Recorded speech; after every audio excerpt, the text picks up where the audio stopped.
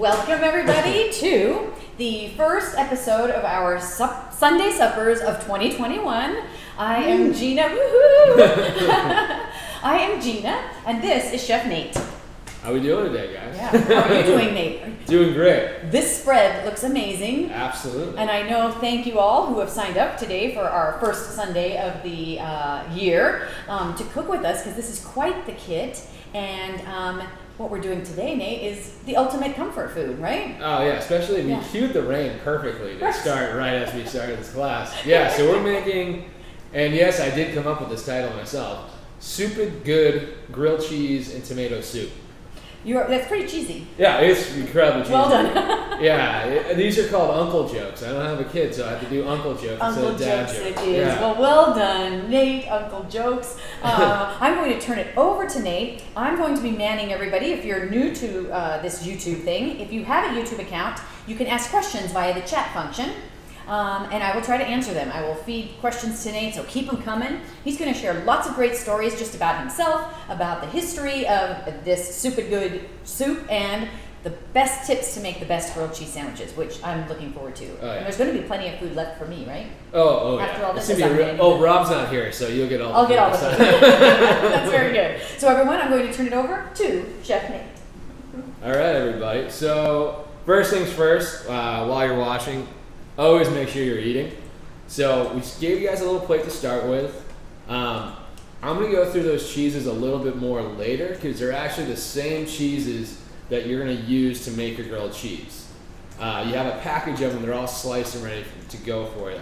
So a quick rundown. You have the Barber's 1823. It's a cheddar cheese.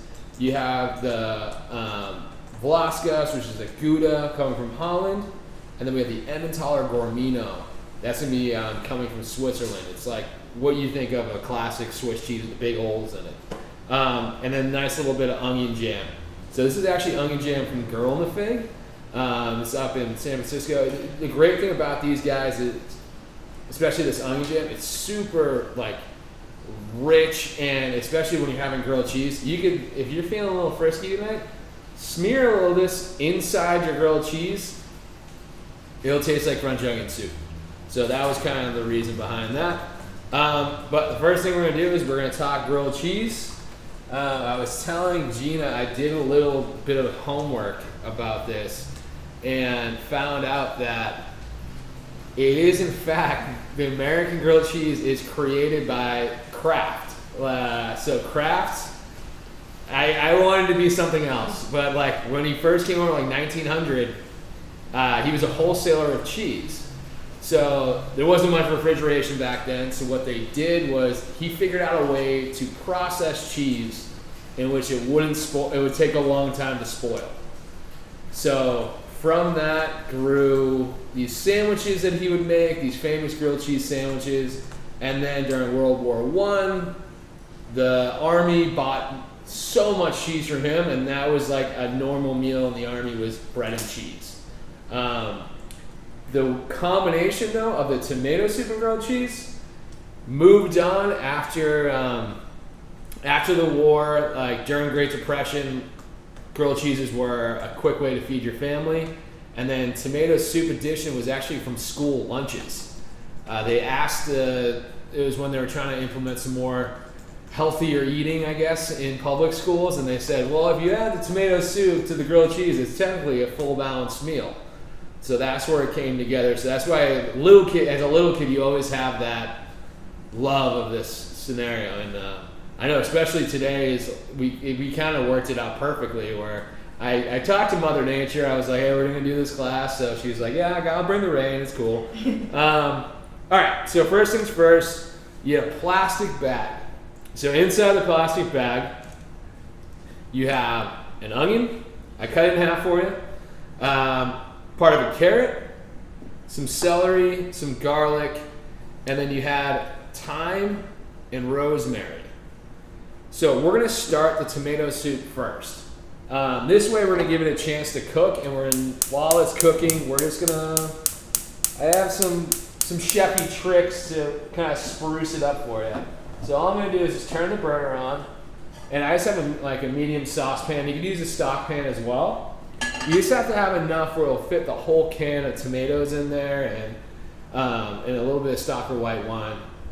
And it won't spill over and bubble over. So, Chef Nate, yes. have a question from our friend Kristen Evans. Absolutely. What wine should we be drinking? What would you pair with this meal this evening? Well, all right. So tomato soup, a little acidic, a little creamy. Your grilled cheese is going to be nutty, buttery, crisp. Ooh. You can go a few ways with it. I think I wouldn't be. It could be weird, but I wouldn't be upset with like a Gruner. Ooh. I think that would be kind of fun. Yes. I don't know, Kristen, if we were on with the Gruner tasting, that would be really good. Because it is crisp. Because you're getting all this rich heaviness, right? From all of the cheese, of course, that's going to be melty. Light and crisp. Like, if you're not drinking wine, having a beer, like, I would definitely say, like, Pilsner, something lighter, crisper. That would definitely go the way. Or, if you're not drinking all, this a nice, cool glass of milk would go swimmingly. So, our pan's heating up. What I'm going to do is I'm going to cut the vegetables. And the key to this is, you know the soup's done when the vegetables are cooked, so I don't want to cook them, I don't want to cut them that big. I want them to be small so they don't take as long, but I also want to be all uniform so that way they cook on time. And just so everyone knows, these three ingredients, these beauties right here, onion, celery, and carrot, together make this beautiful thing called Mirepoix. So that is the basis of all cooking. If you ever see Mirepoix in your recipe, that's what it means. There's certain areas of the world where, like, you go down south, like they have the Holy Trinity, which is similar, but instead of carrots, they use green peppers. So all I'm gonna do here is just take the skin of the onion off. You can save this if you're doing chicken stock, throw it in there. I have a friend who actually freezes all her onion peels and vegetable peels and then makes a big batch of stock every now and then when she does like a whole roasted chicken. So you can do that as well. For the onion, I think I've given this tutorial before, but what I'm going to do is I just cut the top, the front end off right there. In the back, I still have the root. So I'm just going to cut this way. And I make my I call them planks and then sticks. So I made the planks pretty big because I'm not going to cut this overly small. And then I'm just going to go over the top. I'm not cutting through the back. So then I'm going to flip around. And just like that, you've got nice diced onions. And then I'm just going to cut around because waste not, want not. So we have those in there. For the garlic, so the whole thing with garlic burns really easily. So all I'm going to do is use the side of the knife and press down and crush it. That way it keeps it whole without like turning into a bunch of little pieces or having these huge pieces that aren't going to cook through it. So those are done. Celery, I know people freak out about celery leaves. Believe it or not, they just taste like celery. So they're actually fine to cook with. So I'm just going to cut these nice and small.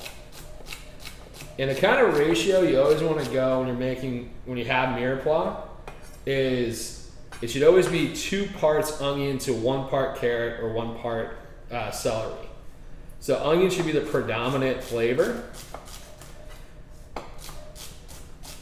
So that's what, like, the great thing is, like, if you're like me and don't necessarily like to measure, I'm very much a visual kind of person. I'd rather do ratios. So there's the celery, done. The carrot, I'm just gonna do the same thing. I'm just gonna cut it nice and small. Just do small rounds.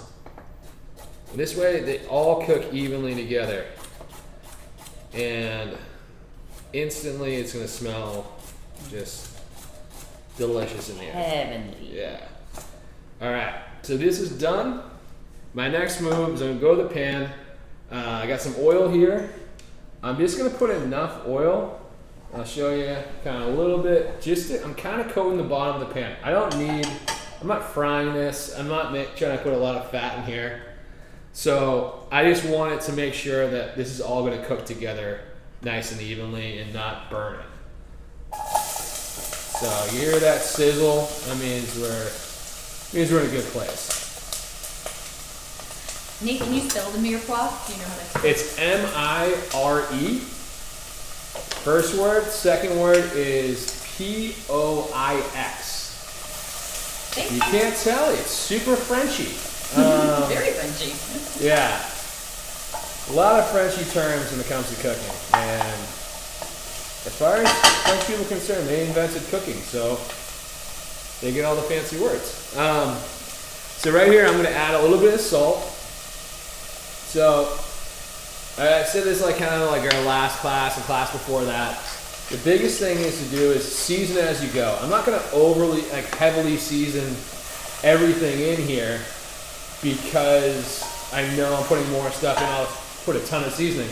I'm just seasoning what's in the pan. And then from that, as soon as I add something else, I'm going to season it again. That way, I'm just seasoning every individual ingredient as I add it, and it'll build up in flavor. That way, when you're tinkering at the end with like the seasoning, it's not, oh, I gotta add a ton of sauce to this. You've been doing it the whole time. All right, so we got our veg in there, and I wish you guys had smell-o-vision because it smells and looks pretty perfect. And I know you're thinking to yourself, why does this crazy guy have vegetables in tomato soup?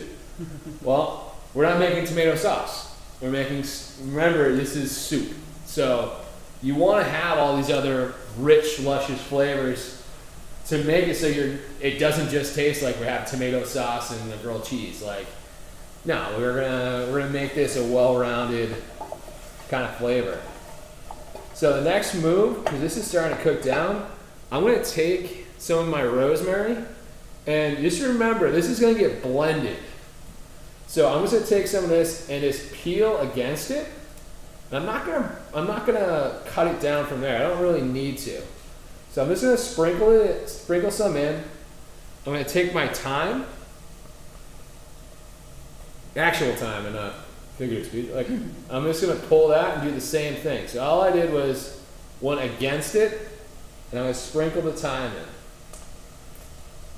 in. And if you want to save these for stock, these still have a ton of flavor in them. So I'm just going to do the same. I got a little bit more. And you're just creating flavor in here we haven't really had to do much. We're just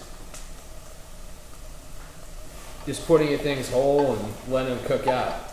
So I want to add these ingredients now because I want to release the oils that are in the thyme and rosemary and really get that flavor cooked in through it. If you want like dried seasoning, if you don't have fresh ingredients, that's fine. You can add that in too. So right now, our onions are starting to get translucent. So kind of what I mean by that is if you can see right here, they're becoming see-through. And yes, these are hot. My finger is slightly burning. But when it's starting to become a little bit see-through, this is when you can add your white wine, your stock. So I actually have a little homemade chicken stock. I'm just gonna add that in. So this is like, you're here like, oh, they're deglazing the pan. This is what I'm doing right now.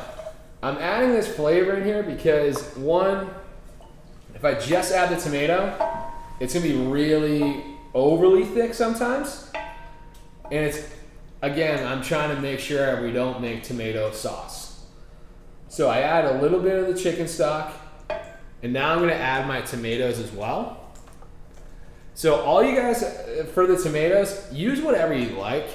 I just make sure that whatever tomato I use is in a can. It's kind of like, you can use fresh. If you use fresh, like just realize you're gonna have to use a lot of it because these tomatoes have already been slightly roasted, slightly cooked, and it's concentrated. when you use fresh tomatoes, they're so full of water that you almost need twice as much and cook it for twice as long. So that's an advantage of using these canned tomatoes. Would you ever combine, Nate, fresh with canned? You absolutely can. Oh, by the way, here's a little splatter trick for you. I just put my spoon right in here because I'm adding this in here and I don't want it to splatter everywhere. So just add it right in. And then, as you can see, we kind of have a little bit residual. I saved a little bit of chicken stock. That way you can just kind of swirl it in here. I remember my mom used to make this. She used to do the same move, but it was with Campbell's tomato soup, and she would put like the half milk and half water, so that way it was slightly creamy but not too creamy. All right, so right now you've done everything you need. So what we're gonna do is we're just gonna let it cook. So that's how simple it's been so far. All right, the next task we're gonna do is you're gonna make herb oil. This may sound daunting to you, but it is not. It's actually a lot of fun. What I'm gonna do first is I have this setup here. So what this is it's actually just ice water. But I have one bowl inside of another bowl. The reason I have that is when I make this, I'm gonna use cold oil and I'm gonna blend this in here for a little bit. So when you do that, it creates friction, and the friction that comes in here is actually heating up the oil, which some people, what they like to do is shock the herbs, wring them out, and then put them in there so they stay nice and bright. I kind of learned a trick where if instead of blanching them, I use cold oil and I use this, heat it up in here, and then instantly pour it over ice. I'm skipping a step. One, that's kind of a pain in the butt. And two, I get the same effect with half the thing, like taking half the time. So what you're gonna need for this is I have the two bowls, one with ice water, one without. I have a strainer, and then I have a little bit of cheesecloth.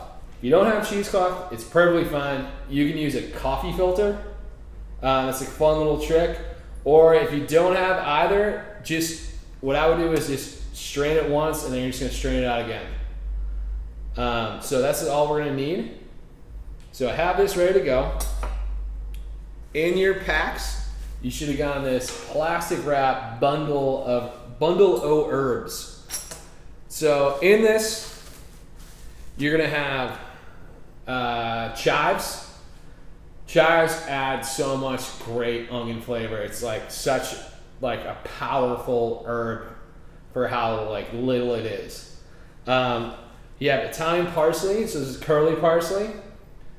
It's gonna add a nice brightness to it, a little bit of like herbaceous notes, and then tarragon. Tarragon is the sleeper. So tarragon is delicious. It's super pungent, and it's gonna give you that one flavor that you didn't know you were missing, but you were missing the whole time. So all I'm gonna do is, again, I just pulled down on the tarragon. It's the same thing. So that's all I have in here to start. I just had a little extra of the herbs. So I'm gonna put them in there. You don't need to cut them down really at all. I would just cut the chives a little bit. Probably cut them in a third of the size that they are, just so that way they just fit in there and you don't have that weird squirrely chive that keeps spinning around in the middle. All right, so. Nate, we have a question. Yeah. What is the oil going to be used for, or is this a surprise? What's coming? Oh, we might have a little garnish surprise for you. We're gonna take your normal, everyday kind of grilled cheese and turn it into something a little special here. So the herb oils is gonna be kind of like a finishing oil at the end. And this is like a cool little trick. So if you have this and you want to make pasta and toss the pasta in it, if you want to make it, use it for like in salad dressing, if you want to have raw fish, put it over the top of that. You can do all those things. and these herbs will just go through and be nice and bright. And if you want, like, I just want to make chive oil, I'll just use chives. If I want to make spring garlic oil, I'll just use spring garlic tops. You can use carrot oil, use carrot tops. Fennel oil, use fennel tops. So like, kind of get the gist of it. One trick I will, and I gave you guys this, is I gave everyone a little pint container of spinach. I know you're asking yourself, why do I have spinach? Spinach is a nice, sneaky way of keeping it green. Spinach doesn't have a ton of flavor to it, but it does do a great job of, one, holding everything together, giving a little more body, and not affecting the flavor at all. It helps with keeping the color nice and green. So I'm using right now avocado oil. I use avocado oil just personally because it's good for my guts. And you always just want to make sure when you get it, or if you get any kind of oil, always check the ingredients. It has to say what's in there.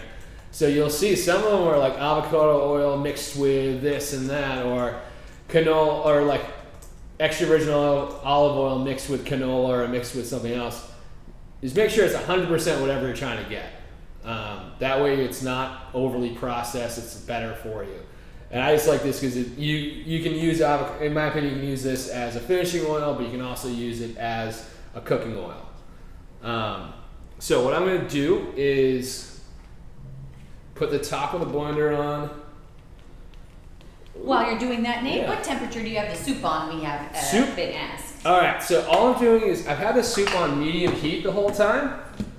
And the reason I want a medium heat, I don't need this to, one, be the world's fastest cooking soup. I don't want to boil it. I don't want to, there's so much sugar and in tomatoes and in the carrots that I don't want that to burn the bottom of the pan. So I have it on medium heat, and I'm going to bring it up to a simmer. So a simmer is going to be just below a boil. And so I want to keep it there. I want to keep it nice and steady like that. Like we have a couple bubbles blipping up around the sides. You want to keep it there. That's its happy place. That's where it's going to cook and be happy. Give it an occasional stir. It doesn't need much. But that's its happy place. So we're kind of there right now already with this one. And then we're just going to keep it there until, we're literally just going to cook this until the vegetables are soft and I can blend it. All right, so we have the lid on here. We're going to start, I'm just going to start with a tiny bit of oil just to get this a little loosened up. All right. So I'll tell you what I'm going to do before because it's going to get loud. I'm going to start with a little oil. I'm gradually going to add more and more oil until everything's processed, and then I can kind of see how much I'm going to make. I don't want to add too much oil because it'll break. It'll just separate and be weird. But I don't want to add too little where I'm not going to get enough oil out of it because remember, we're going to strain it. So. And could you do you always use a blender? Could you use the immersion blender or a? You can use an immersion blender. I tend to use a blender if I'm doing this style because there's a more horsepower to it, and actually, because it has a bottom, the bottom will heat it up all the way through. Just a fun science of heat rises. All right, so I'm going to start this.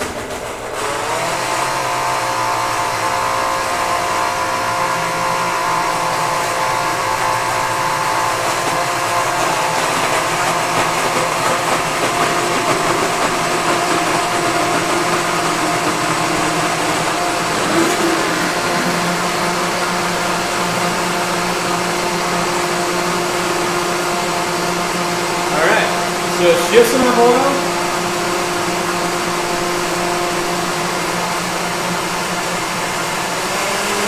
And I'm just going to let this go. And you can kind of see it's all emulsified. That went nice and slow. It's a nice soft green color, but it's going to get starting to get darker and darker.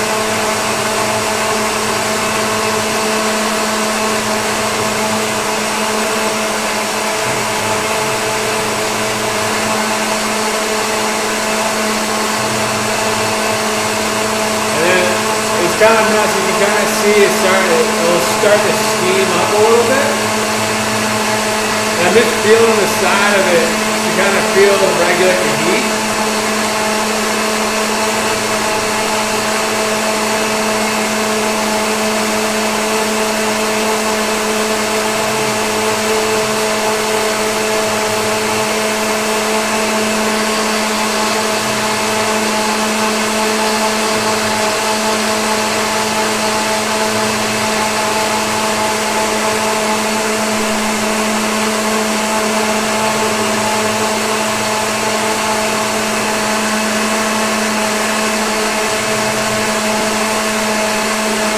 There we go. So this is the waiting part. Now we're just waiting for this. You can kind of see it's turning more and more green. It's starting to cook.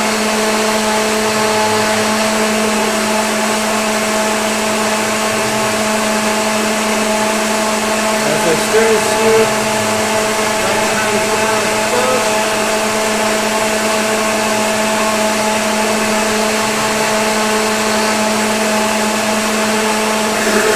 while this is happening, I'm going to add a pinch of salt.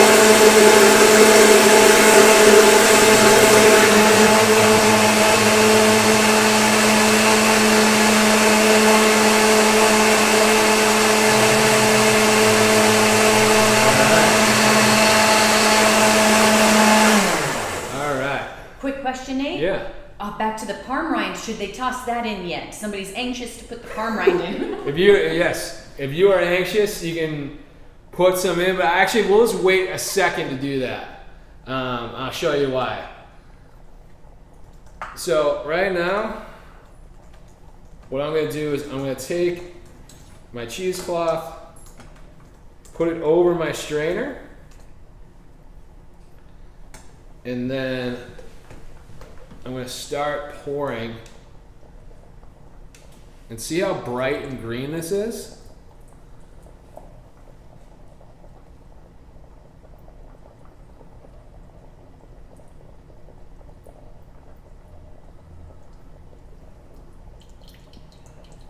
So you kind of see underneath, it's just creating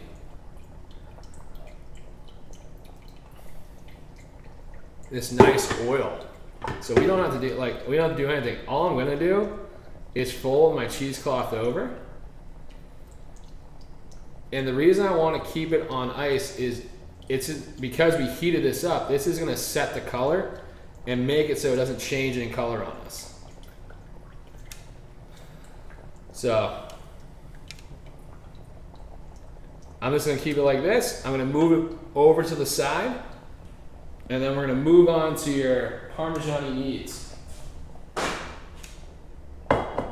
I love that you can skip the blanching of that, Nate. Yeah. That's a great tip. Ooh. Yeah. Do this little move.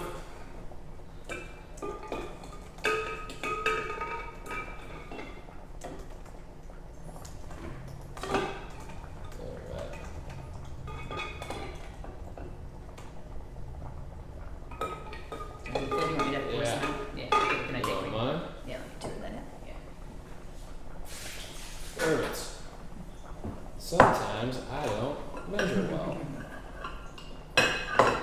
Alright.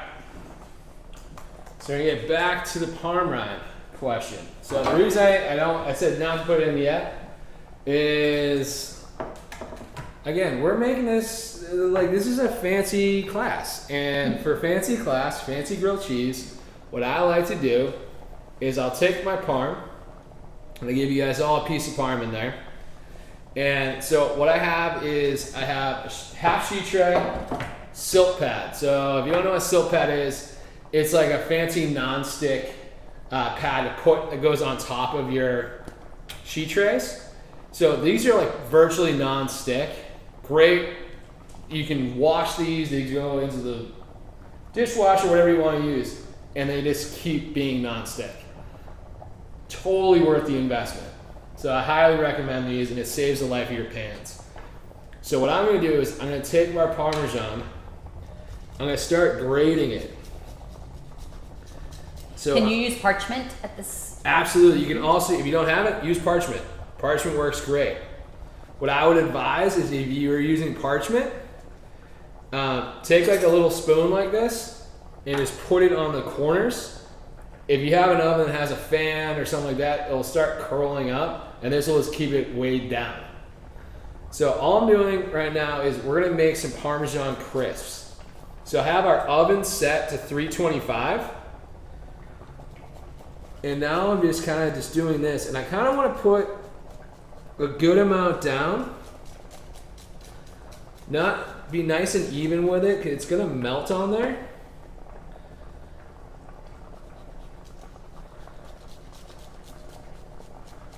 All right. Snowing Parmesan. Yeah, it's snowing Parmesan. It's hailing Parmesan. All hail the cheese. Yeah. So I'm going to do that. So it's nice and even. All right, all done. And now, because I have this delicious Parmesan, I'm gonna put my Parmesan right in our soup.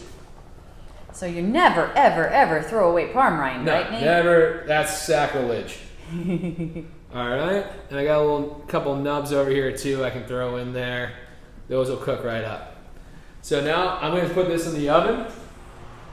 When I put this in the oven, what I'm going to do is I'm waiting for this to melt. And what it's going to do is create a crispy sheet of cheese.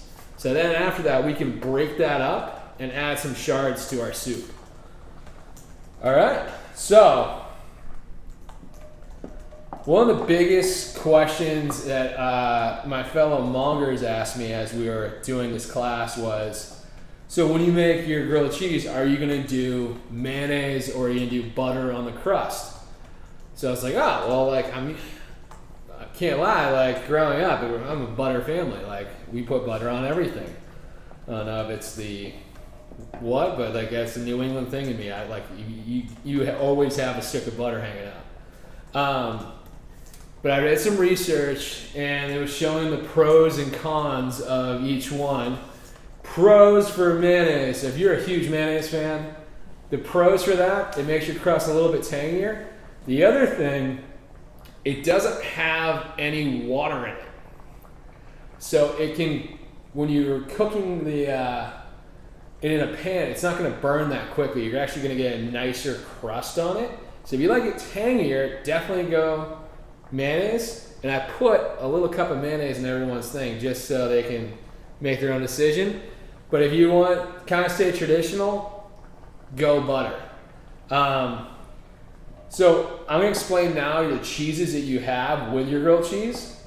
So that way we can get that ready to go, and that way you get a little history about both. So the first one we did is the Barber's 1833. So this is a tried and true at Venissimo. This is what we usually put on our grilled cheeses when we serve them there. I love this cheese particularly because cheddar cheeses are always going to be sharp. They're going to have a little bit of those protein crystals in there as well. I like this one a lot. It's coming from England, but it has this almost chicken brothy kind of undertone that goes with it as well. So I like it because it's really well-rounded. I know it might sound foolish, and I'm like, oh, I'm so particular about my cheeses for a grilled cheese, but hey, when is grilled cheese not a treat? So it's used to make yourself feel better. Let's feel better today. So I prefer that one. The next cheese we're gonna do, actually, funny thing about cheddar cheese that we can tell you guys about, like, so most cheeses that you hear about, like Parmigiano Reggiano, which we just used, the reason that it's Parmigiano Reggiano and then it's not the same as Parmesan that you see in the shakers is because that's where this is from. This is from Parma. Like, it's allocated to that place. Cheddar cheese technically started in Cheddar, England, but they didn't claim the names. Like, so cheddar cheese can be made anywhere in the world, which is fun. So traditionally, yeah, England, Ireland, but like you can go to Wisconsin, you can go anywhere. Like, we get one from Switzerland. Cheddar cheese is universal. You can use it whenever you like. So just a little interesting fact for you. The next cheese we're going to use is Vlaska's. So Velasquez is delicious Gouda. It's going to be a little bit on the younger side, which is great for our usage because it melts really well. That particular cheese was actually only made once a year for a long time. They were, I'm trying to remember, it was like some kind of harvest. I can't remember the exact thing it was, but they harvested a certain grain, and that was every year for the harvest they used that cheese. And when Beamster, who's the brand, realized like how great this cheese was, they're like, why are we just celebrating this cheese once a year? Let's celebrate this cheese all the time, and started making it consistently. So it's great for melting. We use that on our grilled cheeses as well if you ever had a Gouda idea. It's coming with that. It's soppressata. It's like a spicy, nice Italian salami. And last but not least is the Emmentaler Gourmino. So this is what everyone thinks about when you think about Swiss cheese. So I'm pretty, Gene, you can help me out with this. I'm pretty confident that in my research, but there was a bit where for a while the government of Switzerland was responsible for what cheeses were being made. It was called like the Swiss Cheese Act. It was like what was it? It was a consortium. It was yeah. like this, and it co-op, and the government made them say you can only sell this kind of cheese, and you can only make this much. Period. End of story. It's kind of to protect all of the Swiss, milk producers and cheese makers. It wasn't during wartime too. Yeah, exactly. Yeah, and it was like for like no choice. 70 or 80 years. Yeah. So from I think it was like early 1900s till like the 70s, like it happened, which is crazy to think because when you think about it, all these old families have all these family recipes, but they're like, you know what, you're just making Emmentaler, thank you so much. And that's why us as Americans, we only know Swiss cheese as Emmentaler cheese as our Swiss cheese, because that's the only one we could get in besides like Gruyere or Comté.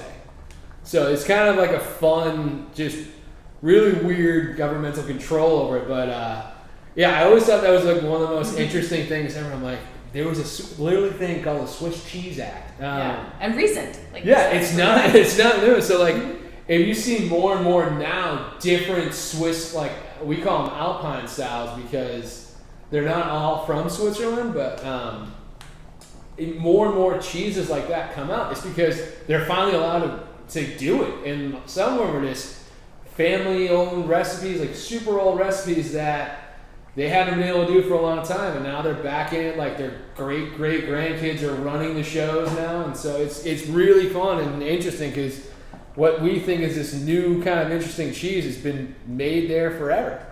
So that was like one of the most fascinating things to me to find out. Yeah. Somebody's anxious to eat the Parm crisp. How long do you suppose that has to cook? All right, so I'm gonna take a look because it's at 325.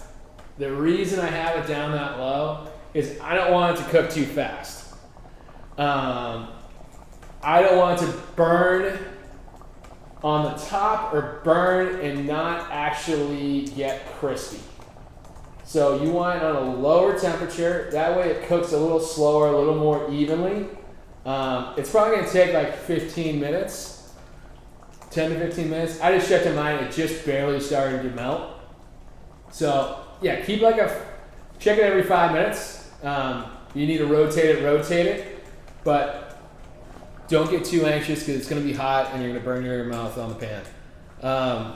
Everyone's anxious. I know. I think everyone's just so excited. Yes, exactly. Okay, so the next thing I'm kind of going to do is I'm going to get ready for our grilled cheeses.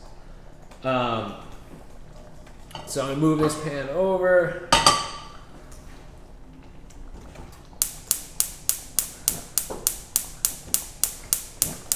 All right, perfect. And I want my pan when I make grilled cheese to not be very hot.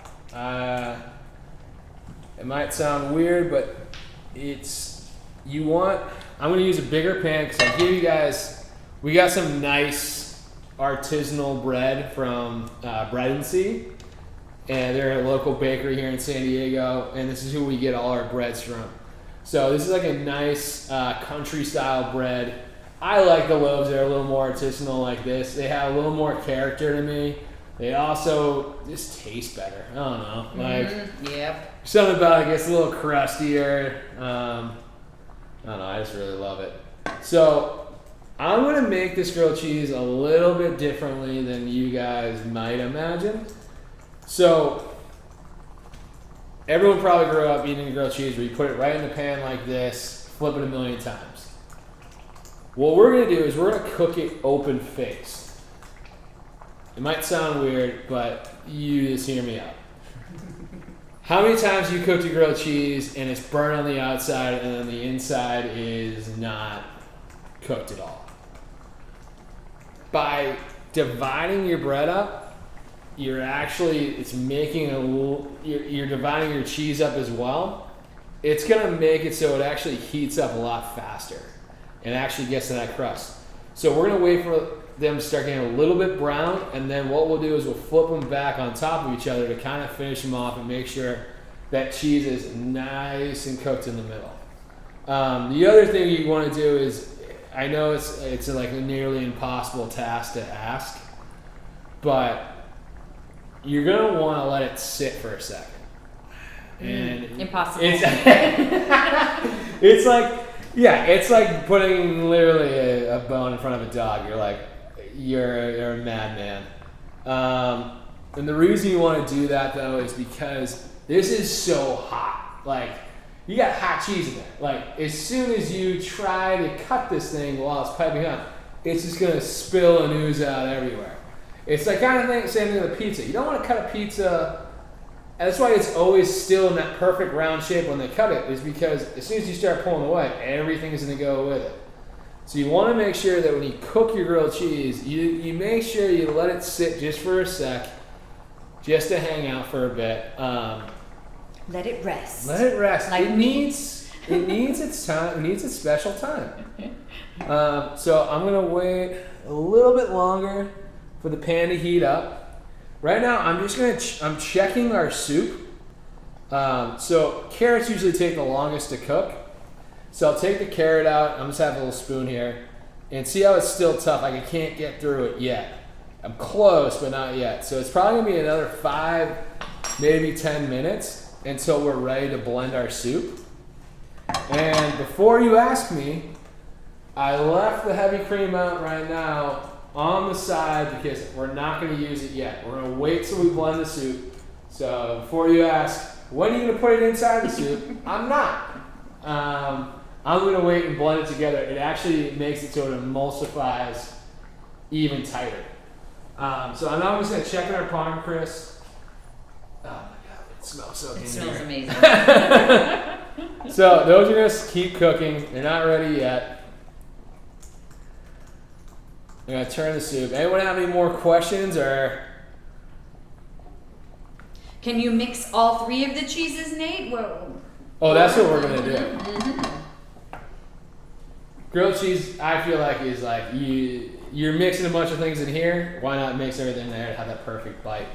So Alpines usually have, like, when they, so we're going to consider that Emmentaler and Alpine. Those have those oniony, like toasted butter, nutty flavors. The cheddar cheese is going to have that tang, and then the Gouda is going to have like a little bit of sweetness and a good amount of salt. So when our powers combine, we have the best grilled cheese. Is there a cheese, Nate, you would not use for a grilled cheese? You don't want to use anything too firm. Like when you use a firmer cheese, it's not gonna. They're not made. Not a lot of them are made to melt the same way. Like as you saw with our Parmesan cheese, I grated that down so that way it would melt faster. And the other ones are like you don't want to use. I'm not for as far as the brie sandwiches go, or like something that's really fatty along those lines. You just gotta be careful because they have so much moisture, and also they're so soft that before your bread gets toasted, it's probably going to be melted out already. So you just got to be really careful, like almost pre-toast your bread a little bit, and then put it on there and just finish it off. Like that's kind of my favorite way to eat like a brie sandwich. That's if I want it a little bit toasted, I'll pre-toast the bread, and the warmth of the bread I'll just smear my cheese, put it on, maybe put it back on for another second or two, because otherwise you're gonna lose the entire integrity of the cheese. The only exception I will say of soft cheese that you can use is goat milk cheese. Because there's so much fat in there, when you spread it, it's not gonna ooze out like this. It actually pretty much stays where it is. So that's like a little tricky one that you can kind of use instead. So I'm just gonna keep stirring my soup real quick. While you stir, we have an argument going on, Nate. Oh. Carol, argument. Mayo butter on the inside or the outside of the bread? You know what? Go for the gold. You can do both if you like. I don't know. I think there's enough richness on the inside. I kind of go, if I have a cold sandwich, I do the butter on the inside. If I have a hot sandwich, I do the butter on the outside. I'm with you, yeah. Yeah. Otherwise, sometimes it's even too much. Because, like, I want it on the outside, because if I do the outside and the inside, it also can sod the bread out a little bit. And I don't want to do that. I want it nice and crispy. So I'm just going to we're going to have a fun time here. I'm going to do one half of this with mayonnaise. Yes. And one half with butter. That's what I was hoping you were going to say. Yeah, that way we're appeasing everyone, and maybe like, I don't know, there's like where I grew up back home, we had a turkey farm. And at said turkey farm, they used to have this turkey sandwich with like turkey stuffing, like all your leftovers. And their move, so I'm kind of using them as like, they used to do half wheat bread, half white bread. Oh. So this is my inspiration, my ode to Gerard Farms. Half and half. Yeah. All right, so we do half and half. And it looks like you get right to the edges. I want this as evenly and completely covered. I don't want to have any splotches as far as like big heavy spots of butter or heavy spots of mayonnaise. I want everything even. Like, I don't know how many times you see a grilled cheese and it's like ice cold butter that I put over there and it doesn't work out. So right now, I'm just gonna put these right down. Starting to slowly sizzle. It's kind of perfect. It's what you want. You don't want to. If you go too fast, it's gonna burn and not get crisp and not melt, and it's just gonna be a mess. If you go too slow, it's gonna get a little soggy, a little weird. So I'm just gonna evenly distribute our cheeses out. And Nate, question came from Jason. Yep. Are you going to put your onion jam later or now? Like, would you ever put that on the bread? If you want to add your onion jam, now would be the time. Mm-hmm. Put that on the inside. Put it on the inside before the cheese? Before the cheese, okay. Yeah. Or if you want to put it in on top so it's right in the middle, you can do that too. It'll melt right into it. So, Jason, I wonder if this is Jason Ross. It is Jason Ross. Jason Ross, hey, great Jason. idea. Serving the masses. So onto the bread, let the cheese melt over it, eh? On the bread. Okay. And then I'm just going to put the cheese right back on. It doesn't really matter what side or what the cheese is on. I'm just trying to do it so it's nice and even. God. All right. Ooh, sizzle, sizzle, sizzle, if anyone can hear it. All right, and we're just going to leave this alone. It's going to cook nice and slow. I'm going to check our soup. It's pretty much nearly ready. We'll check on our Parmesan Crisps. They're almost there. And why jam or jelly, Nate? I'm a sucker for sweet and savory, like sweet, salty, savory. For me, I like all those flavors.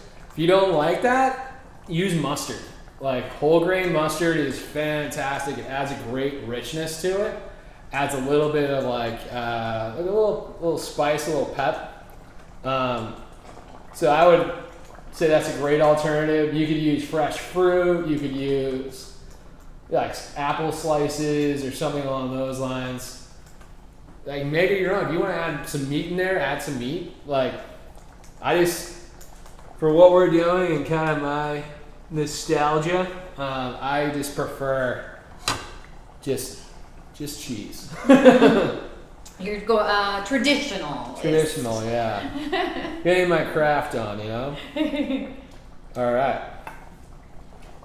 Still bubbling? Still bubbling. I think we're just gonna get started on blending it. All right. So as you can see, the texture is great. It's nice and oozy, and you can tell like our Parmesan is cooked right in. So our next move from here is blending. Couple rules of blending. Depending on what blender you have, rule number 1, plug it in first and make sure it's turned off. I myself, as being cooking in kitchens since I was like 17, have worn many a blender. I've seen things shoot to ceilings, cover walls. Just be careful. The other thing I will always tell you too is make sure you don't fill it up all the way. Cardinal rule. The reason I say that is because it's going to expand. There's going to be so much pressure in here from the heat of this that you want to make sure it's able to go up to the top. That's why I'm also taking this top off, so that way the steam has a place to go. You can put it. What I do is like I lightly put it on, and then I'll move it as soon as it starts going, because it's not going to really spit out after that. I'm going to grab. You can stay there. I'm going to grab this strainer, so that way I can use that to put our soup in the new container. And as you know, as you saw, like I didn't really clean out the blender. One, because you know what, I just didn't do it, and two, it's all what's in here, oil and herbs. It's all flavor. All right, so I'm gonna grab our trusty ladle.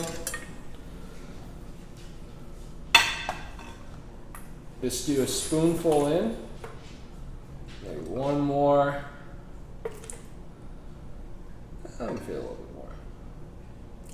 And just be like confident you're just gonna do this in batches. So. And the parm piece is okay to be in there? Absolutely. You're gonna strain it out anyways, and as long as it's nice and soft, it'll blend up in there.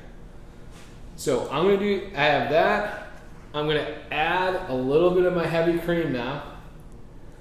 So I can always add more, but you wanna make sure you're dividing it between your batches. So you can use heavy cream, you can use half and half. I just don't particularly like to use just milk because there's not enough fat milk. And in case you guys didn't know, half and half is half milk, half cream. Hence the half and the half. All right, so all I'm gonna do is turn our blender on. Backing it up.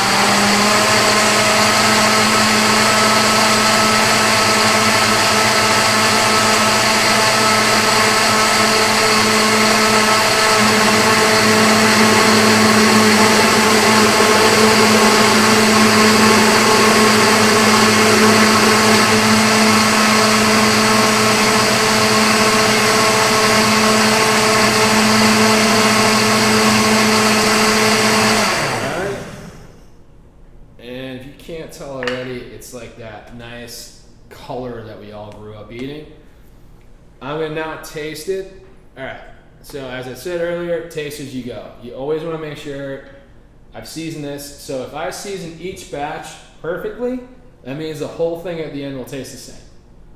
So you just wanna try each batch and not just be like, oh yeah, well this one needs this. Well, sometimes I have more carrots, I have more tomato, I have more this and this one, or I add more cream. So you always wanna taste as you're going. Okay. Okay. Little salt. I always love a chef's term for little Yeah. salt. Little pepper.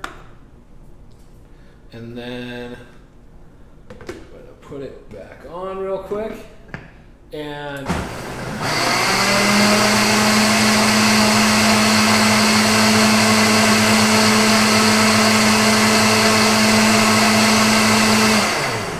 alright. So the other thing is, because we added heavy cream, it's fat. So what fat tends to do, I'm gonna strain this out. So it's gonna get any minor chunks that are in there. So a nice little trick is you can either use a spoon and go in there and mix around, or do a little tappy tap.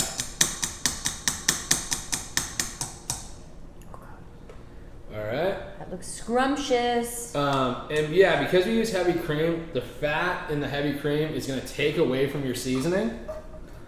So, that's why you always want to keep tasting it, because it's going to make it so like, oh man, I might need a little more salt, because that heavy cream is going to take away. Alright. I'm going to add. For this portion, could you use an immersion blender? Absolutely. Absolutely immersion blend away. So put this on. I'm going to add the rest of my heavy cream, or at least a good portion of it. Boom. Boom. And we're just going to do round 2.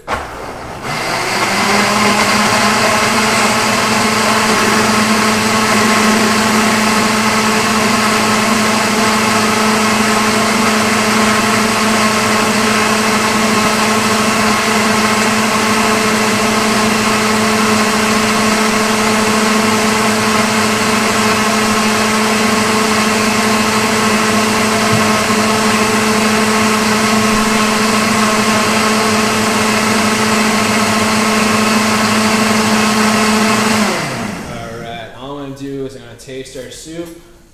Because I'm sharing with friends, I'm going to use a different spoon. Touch more salt. And then a quick dash of pepper. Blend it up one more time. Is a skosh bigger than a touch, bigger than I would say a pinch? It's up there with a smidge. Yeah. I remember like growing up. Yeah. Growing up, especially during like Thanksgiving time, the key word was sliver. Like a sliver? Anytime you're talking about pie, it was like, let's have a sliver. That way you can try all the pies, and it's like, oh, but I only had a sliver of each one. That doesn't count. Yeah. So now I'm just gonna do the same thing.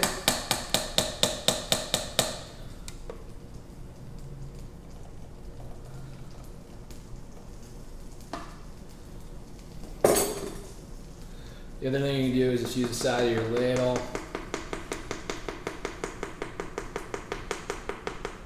You don't want to go in there for the gold. Just gonna do that move. Is a strainer as good as a chinois? Chinois is the best. Okay. So it also depends on what you're trying to achieve. With a chinois, it's the finest mesh strainer you can have. So that means it's gonna be nice and smooth. If you're just trying to strain like something and it doesn't need to be overly smooth, you can use something else. If you're just trying to like strain up vegetables out of a stock, you can use something bigger. Chinois is really to get nice and fine in there. All right. Somebody's grilled cheese is already gone, Nate. Real patience, guys. All right. So I'm back. So now I'm going to check on our grilled cheese. So I'm kind of a crazy person and lost a lot of fingertip feeling. So what I'm going to do is just we're going to lift up, kind of show you what we're working with right here. Yeah. So it's nice and golden brown on one side. So if you can tell, that means it's hot on one side of my pan and not the other. You're just trying to like strain up vegetables out of a stock, you can use something else. If you're just trying to strain like something and it doesn't need to be overly smooth, you can use something else. So So I'm gonna try to look at the same thing on this guy. Ooh, this one is smoking. Toasty. Oh yeah, that one not as much. So, yeah, so you just need to navigate your pan to work for you. So, what that requires you moving it a little bit, it's going to move the hot spot in your pan around. I don't know if you guys ever saw that movie Chef. But he's always just like, he makes a grilled cheese for his son. He's just constantly moving around, adding more butter in this. That's right. Yeah. What was his name? Jon Favreau. Thank you. So I'm just going to flip this over. That way I'm adding a little more weight. As you can see, slow and steady wins the race in this department. I'm going to put our soup back on real quick. And the key to this is you don't want to get it back up to a boil. I just want to warm this up. The cream was a little bit cold. It cooled down the soup, so I just want to make sure the soup is nice and hot. I'm going to check on our Parm Crisps.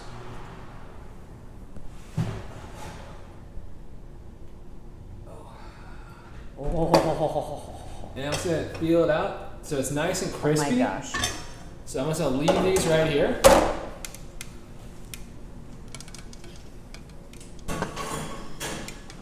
All right. So right now, we have everything ready to go. We've got our grilled cheese. Now I'm going to give one more flip to. If she'll let me. I think this is the mayonnaise side. Oh. I got our grilled cheese. We get one more flip like that. Then let it sit for a second. Our tomato soup is ready to go. Our Parm crisps, I'm going to let them cool for a second. That way it just don't burn my hands. And our oil is ready to rock. So now this is the part where we just start plating. I know that for everyone this is the exciting part. Especially you, Gina. Gina's been when he just started plating and I'm like this. Yeah. Gina has finished a marathon over here. So I'm going to take our grilled cheese out, let it sit for a second. So we have somebody that likes it not strained, so it's a little chunkier, the soup, a little bit, or fibrous. To each their own. I'm just, it literally is to each their own. You like it a little chunky, do it like that. Like it's kind of like your tomato sauce. You like tomato sauce a little bit thicker, a little bit thinner. It's completely up to you. So I'm going to take our soup, and then another trick, put this sideways a little bit. That way you don't get any spots when you pour it in.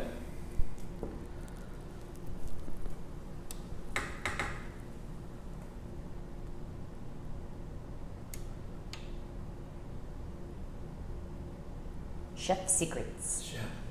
Chef secrets. Oh, I just blew it. It's all right. It's all good. That's what a towel's for. That's right. So you go right around the rim with that. All right. And now I'm gonna grab a spoonful of our oil. Here we go.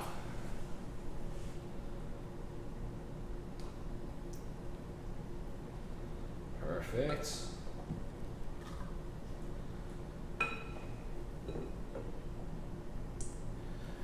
And it's kind of fun that all we did was blend this and didn't do anything, and the color is just kind of amazing. So I'm gonna take my spoon, just mix it around a little bit, and then just add it kind of wherever you want. Oh. And this is gonna, not just for color, but like the taste that's gonna come out of that is just kind of spectacular. And see how dark and green it is? Alright, so it's hot. Alright, we'll take that. I'm gonna take a little bit, I'm gonna take my spatula, go over here. It's nice and warm. And see how I peel back? Oh my gosh. And we got this nice little Parm crisp garnish. Put that in there.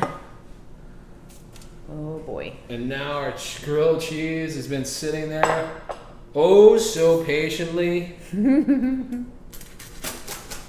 That's what you want. All right, so I don't care who you are, but that's what you want to hear is that. What is that like thing that people are all obsessed with? Like the sound, like listening to the sound of things. So see how now it didn't ooze, it didn't completely rush out on me. It's just in there, like swimwear, it is ready to go. All right. So this is how you make fancy grilled cheese and tomato soup. This is why you can turn tomato soup that only costs you probably $10 to make into something that looks like $1 million. Oh, Nate, this is great. All right, now you gotta be Rob though. So you gotta go take. Do I get to come around? You get to come around Okay. and do the first bite. Oh boy. Okay. I just beat off for the day. Right. And can I eat the rest of these Oh, too? yeah. Okay, we'll start here. Okay, you guys, the What color, is that? Nate, it's so bright orange. Yeah. You know, like okay, and I can't wait for this oil. What do we think? Oh my, it's really green. Yeah. It's so bright. It's not thick. It's even though it has all the cream in Yeah. it. Like it's just it's fluffy. It's almost And like moussey. Well, like, it makes it. Ooh. It makes it the oil actually because it adds all that herb flavor to it. Yeah. It makes everything else pop. 100%. All right, now you gotta do the dunk. I'm going the dunk. Okay, because that is the classic. Yeah, I used to do traditional. the move where I would take my grilled cheese and literally let it sit in there while I like did like wait for something else, and then I'd take it out and. And then okay, so there it is. And James, The now, you dunk. can see the onions coming out. The so. onions are, yes, they are popping out on the edges. All right, Jason, the dunk. Oh, look at that. Oh yeah. Okay, I'm going in. I'm crunching. I'm like drooling right now. We got plenty of soup. We got plenty of soup. Oh my god. Gina, Nate. did we do it? Oh my gosh. Are you gonna do it? Oh wait, but then this. Oh yeah. Oh my god. Now you gotta get a parm. No. Little parm dunk. What do you in call there. when the string comes out and that's just perfect? Oh, Yeah, that's remember the, that? That's the liquid goo phase. Yeah. That's Oh my the God, perfect that's- pull in liquid goo. Oh, so rich. I can't tell the difference of which side is the mayo and the butter. I feel that this might be the mayo, but I think that's the mayo What do you as think? well. Goldie? The mayo's, Okay. so if you can tell, the mayo's like even, yeah. it's super even and crispy. Mm-hmm. And then the butter side has just got that brown butter. Yeah. So I think Also the good. perfect grilled cheese is maybe a bit of both. Mm-hmm. Good. Keeps the tang on one side, keeps the nuttiness of the other. That is so rich. Yeah. I mean, well, stupid. It's Soupid-Good. It's super good. It is. Oh, Nate, you gotta be in here, but I'm gonna have one of these. And this crisp. Okay. Not burnt. That's the bomb. Yeah. That way it adds a nice little texture to it as well. So I used to use like Townhouse crackers, and now we're gonna upgrade. So if you even want to, like, take some of these, crumble them over the top. That way you have a little bit of texture in there while you're eating your soup. Okay, everybody, agree. Mayo. Loves it. Soup's delicious. Not strained. Can't wait to taste. Still a couple steps behind. Some people are catching up. That's fine. But so good and so rich. Yeah. This does need that crisp, like you said, Pilsner. Yeah. Or a super, super bright white wine. It Yeah. would be best, exactly, because of that acid. Bunch of pickles would be good too. You could do little I guess pickles. you want to go real fancy. You do like Lambrusco too. Oh yeah, That would be a something little fun. bubbly, A a little, little fun. A little fun. some asti spumante. I don't know, isn't that the one? Yeah. Oh my gosh, Nate, I gotta say, look at how much that made. Yeah, so we just use From that one can. can, one thing, and we probably have enough soup for 4 people to eat. Yeah, awesome. So this is why this was the Yeah. Great Depression meal yeah, the meal of meals. the meal of meals. How long could I keep that? That soup will keep. I think. Or could I freeze it? Would you freeze it? What I would do is I would blend it with the tomato and then freeze it, and then when you take it out, add your cream to it. Okay. And this maybe a week? Could you like if you? Yeah, if you have this in the fridge, it's good for a week. The only reason it'll spoil faster is just because it has that cream in there. Otherwise, yeah, my advice would be like freeze it before you add the cream. So blend it, freeze it. Then when you pull it out, you can just quickly use an immersion blender, reblend it with the cream in there, and it's good to go. Good to go. Nate, this is great. I think you all should have the recipe today. Yep. We're going to put it online anyway, regardless. Encourage you to try all the different cheeses. Whatever you have in your drawer, you can do this, right? This is the fun part. Like, hey, if you want to make this taste like Southwestern soup, add some dried chilies to this, or add some spicy cheese to your grilled cheese. Add sour cream. Kind of, you can do whatever you want with it. It's why it's so versatile and fun. Like, if you don't want to add any cream at all, you can just use a little bit of oil when you blend it up, just to add some fat in there. But yeah, for me, this is it. Dinner is served. Yeah, and again, if you guys have any questions, feel free to reach out to us. The other thing too, we'd love your input as far as if there's anything else that you guys would like to learn. Can I give away what your next one is? Yeah, you can give away what the next one is. We're stepping up our game next time. We are. So once a month on a Sunday, Nate's going to teach us to do something. Next month, of course, the month of love, and one of the dishes that is kind of synonymous with going out to dinner and sharing the love is Wellington. So Nate is going to make Wicked Wellington on February 5th. Nope, February 7th. Something like that? It's in February. It's in February, and it's online. And Wellington, Wicked Wellington. So I'm anxious for that. Absolutely, and I'm going to show 3 different ways of it. So we're going to make beef Wellington, tuna Wellington. Now it sounds crazy. It sounds weird. And then also beet Wellington. Yeah, I said beet. So if you vegetarians are a little nervous that I'm not going to leave you out, would never do that to you. You're still cheese eaters. I'm with you. So yeah. And I'm assuming there's an element of cheese in some of these Wellingtons. There might be a little bit of element of cheese in there. Awesome. Chef Nate, bravo. Thank you all for attending. Go eat. Finish eating. I'm going to invite Roger and others to eat, and Nate, he's got to try this too. Yeah, absolutely. Good night. Stay safe, stay dry, stay warm, and enjoy the cheese. And we thank you so much. Bye. Auf Wiedersehen. Adios. Adios. What have we missed? Yeah, I don't know. Ta-ta for now.